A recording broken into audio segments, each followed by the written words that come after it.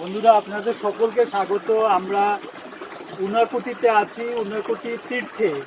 ঊনকোটি তীর্থের উপরে নয়, আমরা একদম শেষ ভাগে একদম নিচে আছি, যেখানে ঊনকোটি থেকে এই ছোট ছোড়ার জলটা বয়ে আসছে এবং খুব ঠান্ডা জল।